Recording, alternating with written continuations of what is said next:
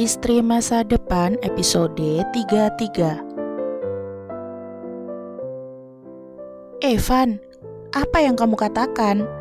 Mama Evan bertanya dengan raut wajah yang masih terkejut. Maaf, seharusnya kami tidak melakukan ini. Tapi kami harus jujur bahwa selama ini pernikahan yang kami lakukan hanya pernikahan kontrak. Ketegangan semakin terasa ketika tiba-tiba ayah Evan bangkit dari duduknya. Apa yang kamu katakan, Van? Kamu mau membuat malu semua keluarga kita? Maaf, Pak, tapi memang itulah kenyataannya. Evan menundukkan kepalanya dan dia berkata, "Saya yang salah. Dan saya yang akan menanggung semua kesalahan yang sudah kami perbuat." Dengan apa? Kali ini ayah Safriana yang bertanya. Matanya serius menatap ke arah Evan, sedangkan suaranya penuh dengan penekanan, seperti sedang menahan emosinya. Evan mengangkat wajahnya dan menatap ayah Safriana. "Saya akan mengembalikan semua aset keluarga Papa tanpa kurang sedikit pun."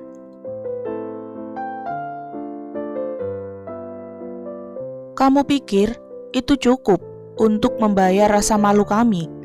lanjut ayah Safriana. "Pak, ini juga salahku." Kali ini Safriana ikut angkat bicara. Jika boleh jujur, itu sama sekali bukanlah karakter Safriana. Membantu Evan sama sekali tak pernah terpikirkan dalam kepalanya. Karena baginya, semua tanggung jawab harus ditanggung Evan ketika lelaki itu memilih mengakhiri kontrak pernikahan mereka di tengah jalan. Tapi, ketika melihat keberanian Evan di hadapan orang tua mereka, hati Safriana terketuk.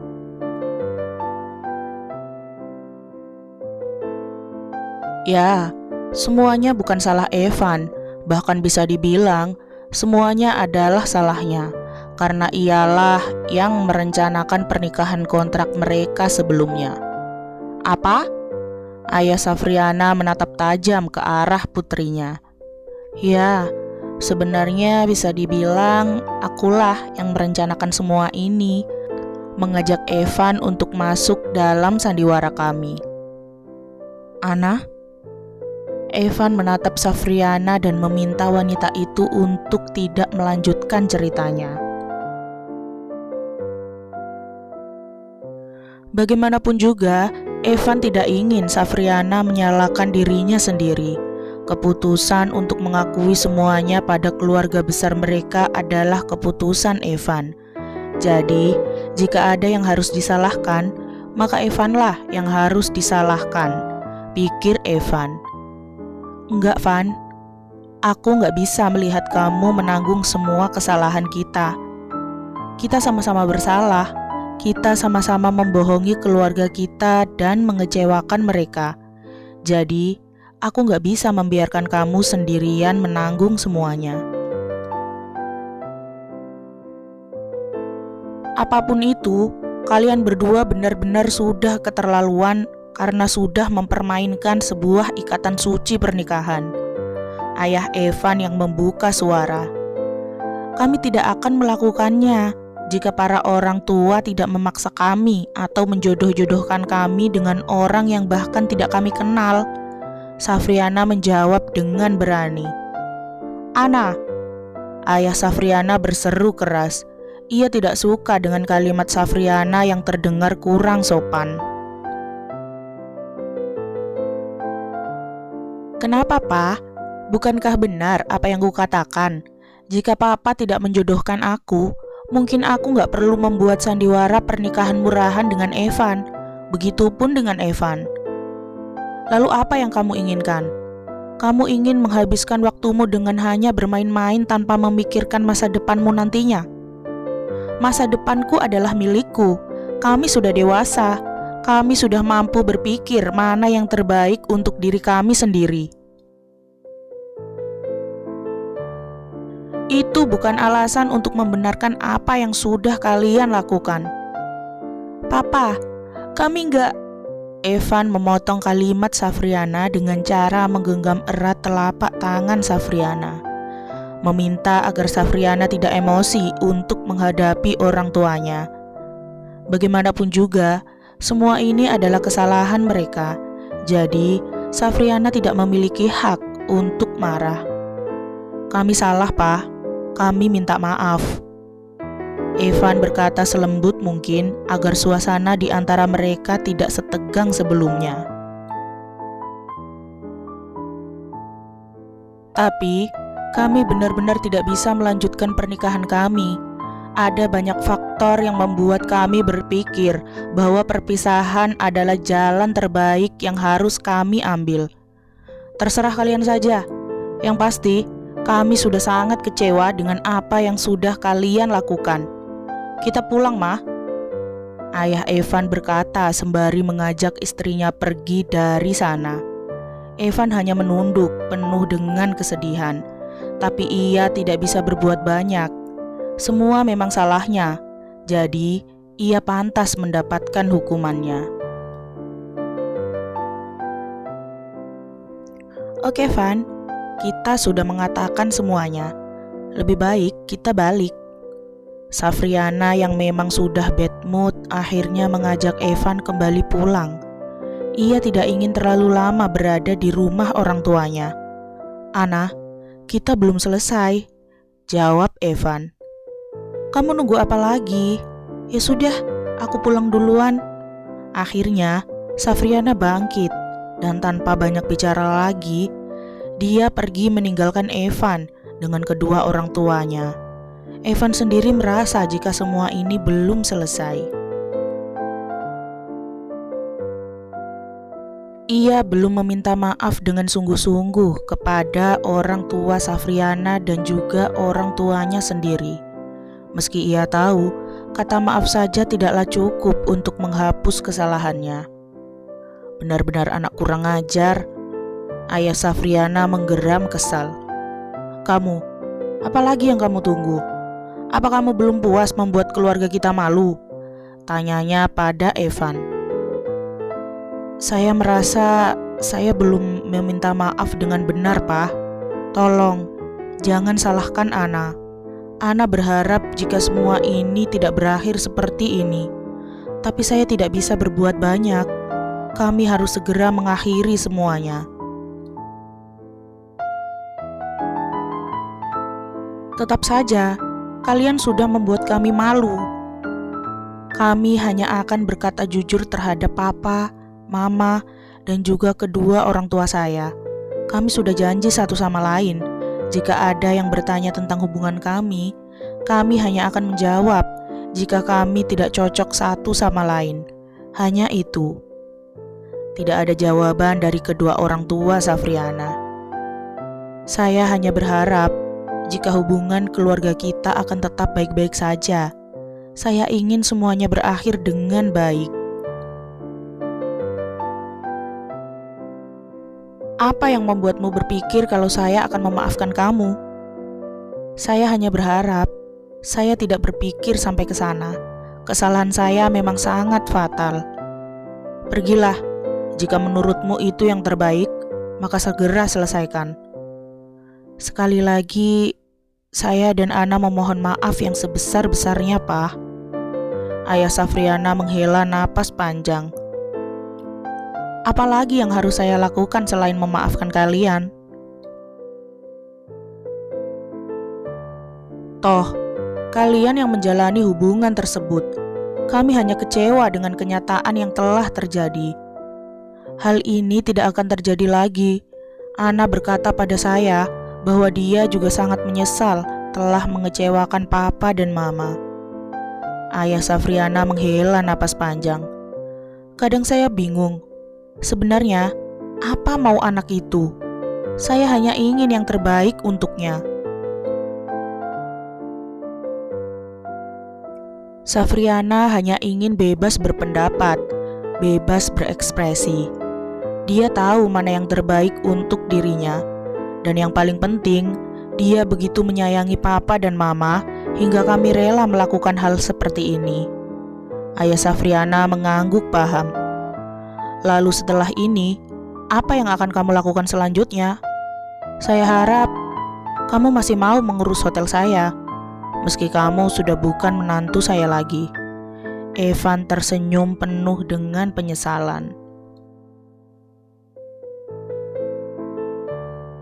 Maaf, Pak.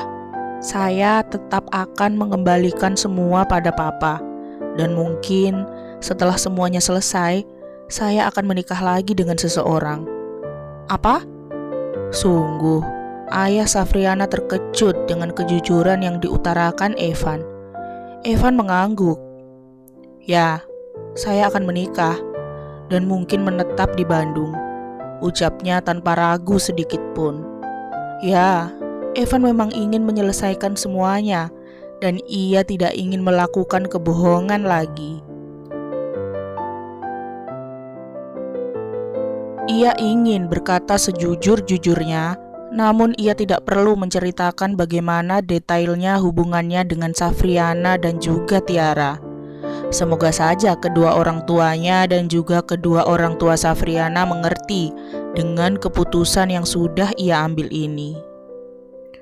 2 hari kemudian, sebuah pukulan keras mendarat pada wajah Evan hingga wajah Evan terlempar ke samping. Pukulan itu tentu dari sang ayah, Tuan Pramudia. Tuan Pramudia sendiri sangat kecewa dengan keputusan yang diambil Evan. Apalagi setelah Evan jujur jika semua ini terjadi karena Evan akan menikahi wanita lain yang kini bahkan sudah mengandung bayi dari Evan. Mau ditaruh di mana muka kami? Kamu akan bercerai dan setelah itu menikahi perempuan hamil. Kamu benar-benar sudah gila. Ini sudah menjadi keputusan Evan, Pak. Dengan atau tanpa restu dari Mama dan Papa, Evan akan tetap menikahinya. Sang ayah menghela napas kasar. Ia berdiri, lalu memunggungi diri Evan. Evan tahu jika ayahnya sangat marah dengan apa yang sudah menjadi keputusannya. Terserah apa yang akan kamu lakukan. Semua sudah bukan urusan Papa lagi. Pa, tolong. Evan memohon. Evan hanya perlu restu Papa, Mama, dan yang lainnya. Tuan Pramudia membalikkan tubuhnya, lalu ia menghela napas panjang. Ya, lakukan saja apa yang ingin kamu lakukan. Toh, yang menjalani semuanya adalah kamu sendiri. Kami hanya terlalu kecewa dengan apa yang sudah kamu lakukan. Evan tahu, kesalahan Evan sangat fatal dan mungkin tidak termaafkan. Tapi Evan janji, kalau ini adalah terakhir kalinya Evan mengecewakan dan membuat malu Papa dan Mama. Kamu yakin? Tanya sang ayah dengan serius. Ya, Evan janji. Evan akan berusaha untuk memperbaiki semuanya. Maka, segera selesaikan semua kekacauan yang telah kamu perbuat. Evan mengangguk dengan pasti. Evan tahu bahwa orang tuanya masih sangat kecewa, bahkan mungkin tidak suka dengan keputusan yang sudah ia ambil. Tapi mau bagaimana lagi?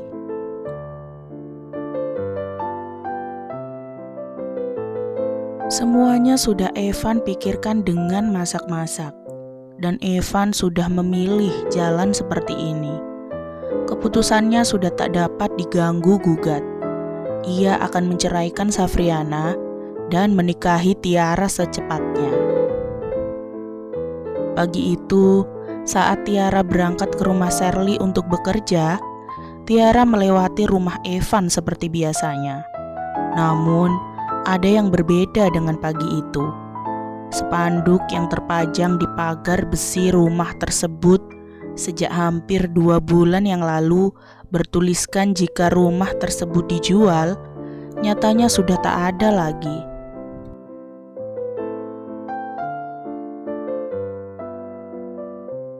Apa rumah Evan sudah laku terjual?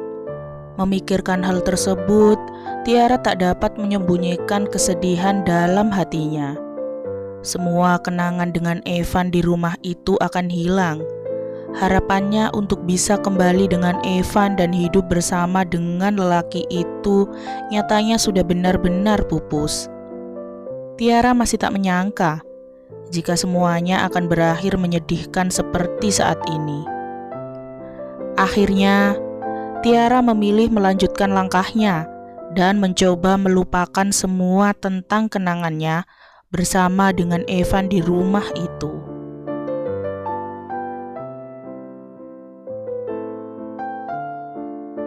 Jika Evan bisa melupakan semuanya, maka ia tahu bahwa dirinya juga bisa melupakan lelaki tersebut, pikir Tiara dalam hati. Dengan sedikit lemas, kaki Tiara memasuki pekarangan rumah David. Dirli rupanya sudah berlari menyambutnya. "Kamu telat lagi," ucap bocah cilik itu hingga tak kuasa membuat Tiara menyunggingkan senyuman lembutnya. "Iya, maaf, aku kesiangan," jawabnya. "Kamu pasti kaget saat tahu siapa yang datang."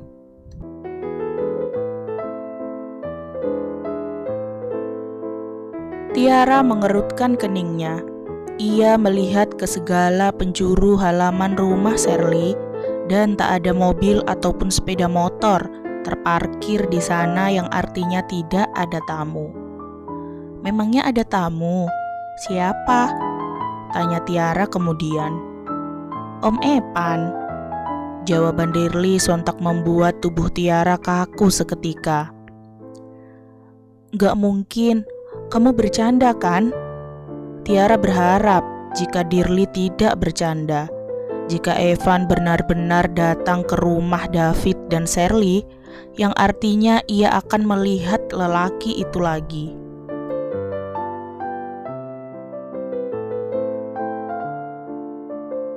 Tapi di sisi lain, ia merasa takut. Takut jika lelaki itu menyakitinya lebih dalam lagi dari sebelumnya. Dikasih tahu nggak percaya. Masuk aja sana, dia nungguin kamu loh. Akhirnya, Tiara melanjutkan langkahnya dengan lebih cepat dari sebelumnya. Ya, jika Evan benar-benar datang, ia ingin segera melihat lelaki itu agar bisa menepis semua kerinduan yang selama ini telah menyerangnya. Sampai di dalam rumah, Tiara berdiri mematung di ambang pintu. Ketika ia benar-benar mendapati Evan yang sudah berada di ruang tamu keluarga David.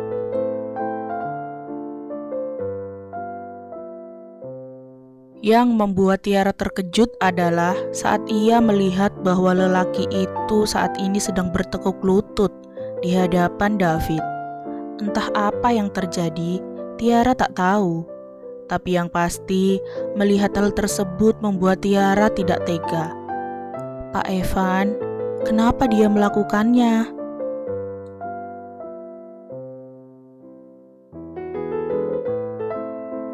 Bersambung, nantikan episode 34-nya ya. Jangan lupa like, komen, share, subscribe, dan nyalain loncengnya agar gak ketinggalan upload cerita-ceritaku selanjutnya.